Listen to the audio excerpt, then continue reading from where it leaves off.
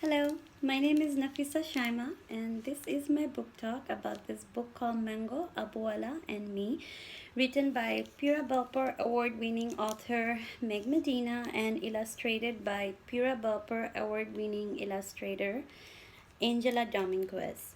So, this story actually portrays a real life experience between the author and her grandmother, which she represents in this heartwarming story.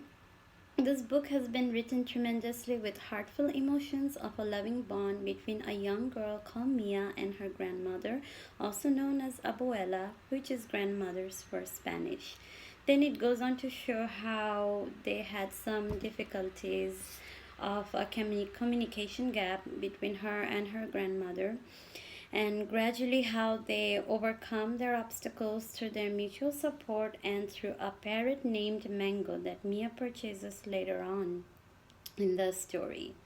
This book would be a great approach for the ELL students who can relate their experiences to this story, and this book also gives a nice and caring approach of how non ELL and ELL students can help each other in learning English and Spanish and making the ELL students feel much more comfortable and less tensed. And so basically, this story unfolds with Mia's excitement for her grandmother to come stay with them. But as they actually talk to each other and get to know each other better, they find out that Mia doesn't understand Spanish that grandmother is speaking of, and grandmother does not know English, in which Mia can only communicate. So as they try to share about their days with each other, they cannot, and so they're very sad about it, and they're having a communication gap between each other that they are not liking it very much. So her mom, she talks to her mom about it, and her mom assures her to not worry about it. And then finally Mia comes up with this game called OED, means hear and say, where Mia is basically posting labels on the names of the objects on the actual objects, and teaching her grandmother some basic English words like that. And she is also giving her word cards to look at where she can see the pictures and the words. And then Mia is also learning some Spanish words from her grandmother while they're making meat pies.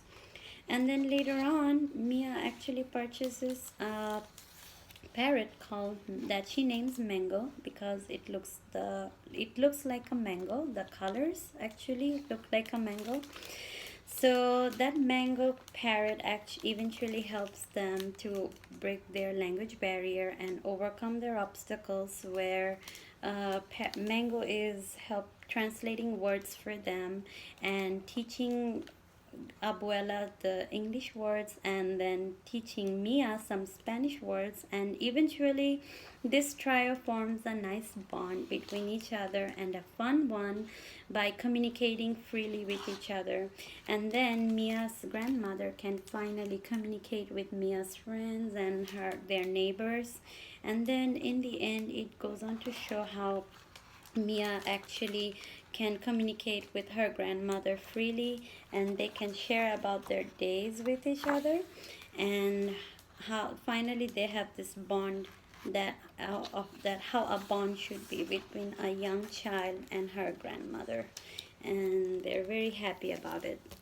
So as far as classroom activities go, I chose the mind mapping for my before activity, where they will look at the picture of the book.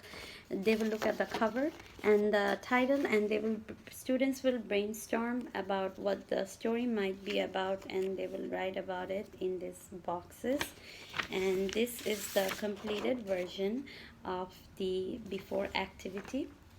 For my during activity, I chose question the author, where I created some questions for them to answer, and they will answer on the right. And then I have created questions like what is the author trying to say, and they will look at page numbers on the right. this is the completed version of the after activity. And then for my sorry, this is the completed version of the during activity, not after. For my after activity, I chose exit slip that I will create and give them for them to answer questions. And this is the completed version of the exit slips of the after activity. And that is all about my book talk. Thank you for taking the time to listen to me. Thank you.